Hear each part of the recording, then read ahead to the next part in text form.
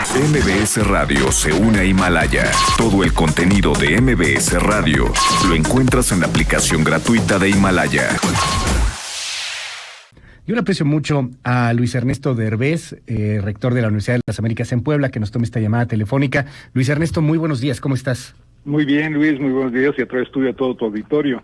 Oye, interesante lo que acabas de mencionar. Mira, yo acabo de leer un artículo en el New York Times, precisamente el día de ayer, donde hablan la situación que se está dando en Rusia, la presentan, y dicen muy claro que el presidente Putin también ha tenido una reacción, y digo también porque estabas tú haciendo mención a lo que pasa en México, también está teniendo una reacción en la cual prácticamente está dejando abandonadas a las regiones interiores, no les da recursos, no apoya el sistema de salud, a las empresas pequeñas y medianas no les ha dado un programa que tenga sentido para reactivar su economía.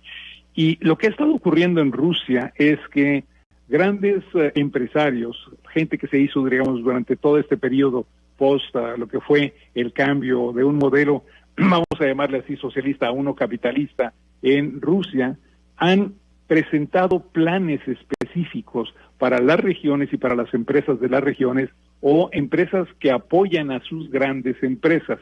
Y lo que están haciendo ellos es, de su propio patrimonio, poner cantidades importantes para respaldar el sistema de salud regional donde sus empresas están ubicadas, para apoyar directamente a gente que tiene necesidad de solución de su problema de infección de virus, y también están empezando a respaldar a las pequeñas y medianas empresas que son su proveeduría, que son los que les dan lo que ellos requieren, o que tienen empleados y trabajadores que son consumidores de sus grandes almacenes, etcétera. Creo que lo que estamos viendo en Rusia es algo interesante, es un empoderamiento del sector empresarial para poder responder a lo que no está haciendo el gobierno central.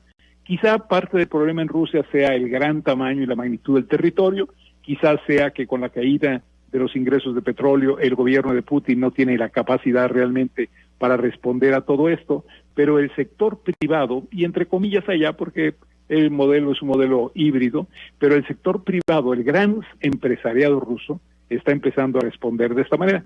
Hay muchas razones para ello, pero lo más interesante para nosotros es preguntarnos por qué una cosa como esta no se puede hacer en México. Y pongo 3 ejemplos de que está ocurriendo, pero no de manera organizada, Luis.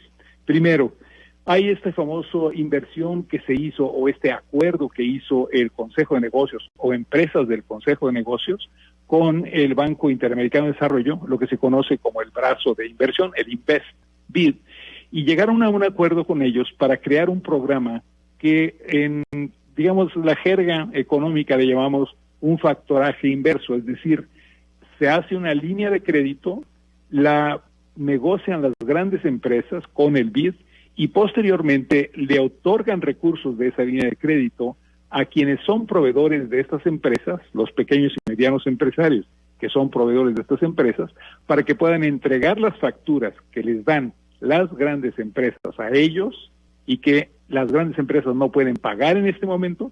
Ellos la llevan a esta línea de crédito, la descuentan con una tasa de interés que entiendo que anda en el 8 o 10%, y con eso ellos tienen financiamiento, o sea, les están pagando de contado con ese descuento sus productos que están entregando, y las grandes compañías tienen 3 a 4 meses para liquidar esas facturas. De esta manera se ha creado una línea de crédito interesante en donde las pequeñas empresas que son proveedoras de estas grandes empresas reciben oxígeno, reciben dinero, reciben el pago inmediato para poder seguir operando. Capital de trabajo, Luis, pensado y diseñado para favorecer en realidad a estas grandes empresas y a sus proveedores. Eso no le cuesta al gobierno, eso no tiene ningún impacto sobre la deuda pública y además es un negocio que para todos es beneficioso.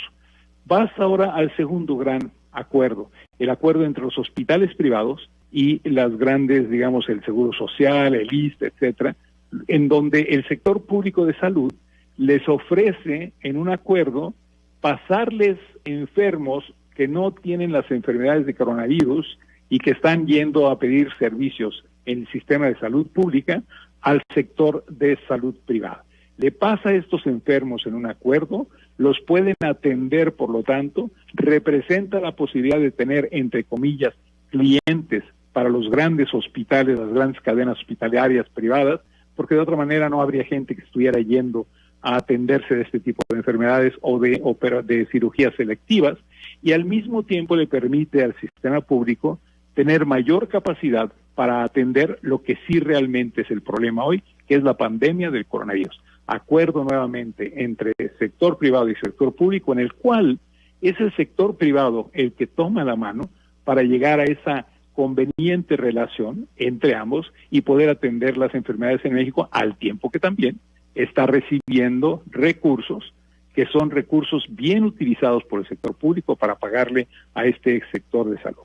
Y si tú sigues viendo este tipo de cosas, vas a ir viendo uno y otro programa que estamos desarrollando y que finalmente no tiene nada que ver con pedir subsidios, con pedir que se le rebajen los impuestos y que funcionan, Luis. El tercer gran programa es el que pone el Banco de México, que hace una inyección de liquidez en el sistema financiero y ese a su vez lo usa para refinanciarte a ti, a mí, a todos los que tenemos tarjetas de crédito y demás, para que pospongamos nuestro pago.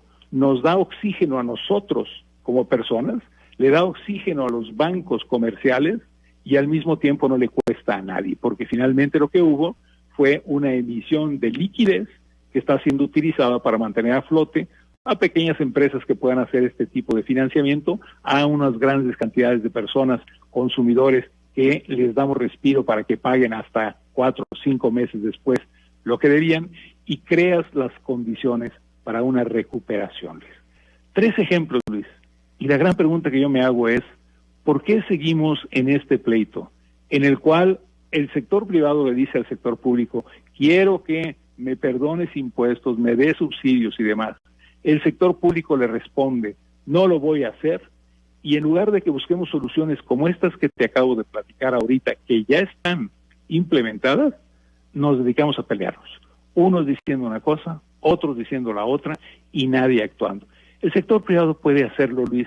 Las grandes empresas mexicanas son muy grandes, tienen suficientes recursos para poder pensar un plan junto con sus proveedores que permitiera que ahora que salgamos de lo único en que no tenemos control, que es cuándo podemos ir a reiniciar operaciones, solamente eso es lo que controla el gobierno. Lo demás lo podemos hacer todos juntos, sector privado con sector privado. ¿Y sabes qué ganaría con esto, Luis?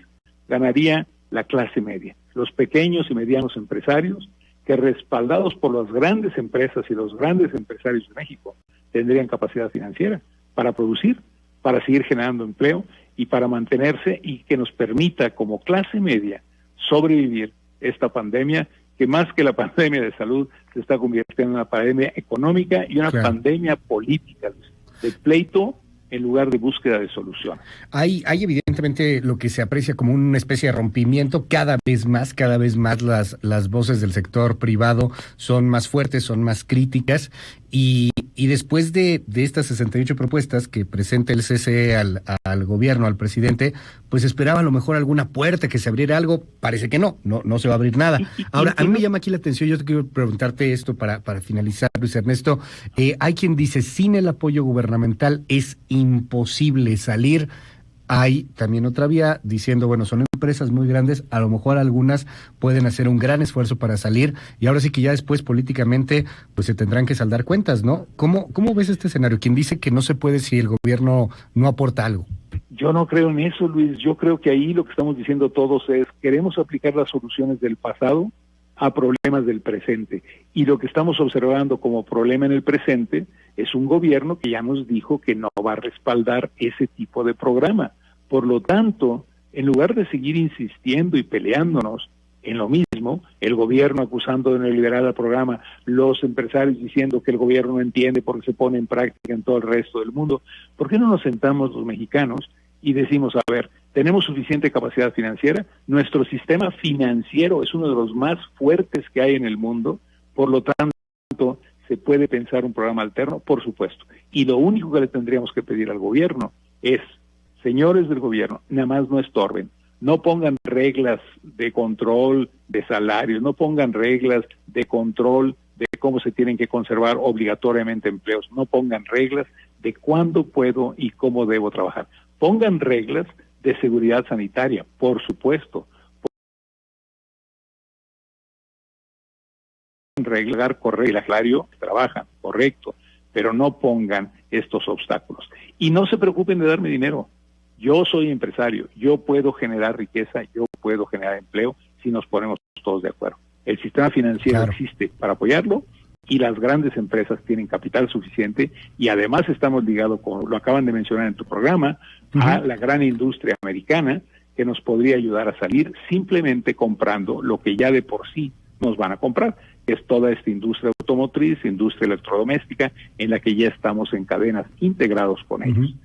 Entonces, Luis, ahí están las herramientas de solución. Y sabes, en todo caso, ¿quién debería estar pensando cosas como esta en el gobierno? La Secretaría de Economía, Luis. Bueno. Le corresponde a la Secretaría de Economía poner un plan de esta naturaleza y sin subsidio, sin dejar de pagar impuestos, tendrías tú un plan que podría ser mucho mejor que lo que hoy existe, porque hoy lo que existe es nada, Luis. Exactamente. Y lo que es todavía es una cosa que empezaría a producir. Pero la verdad es que no queremos eso. Estamos peleándonos. Pero al mismo tiempo que nos estamos peleando, tú ves a empresas de estas que estamos platicando participando en lo que se critica, en el Tren Maya, en la construcción del Tren Maya, en las inversiones del transísmico. Entonces uno dice, bueno, aquí hay algo que yo no entiendo, no hay una congruencia entre esta discusión general y la acción individual de empresas que sí participan y quieren seguir participando en programas que están criticando. Luis Ernesto Derbez, siempre es un gustazo poderte escuchar, te aprecio mucho y bueno, pues estamos ahí al habla si nos permites. Gracias. Hasta luego, un abrazo. Gracias, un abrazo, son las 8:04, regresamos con más.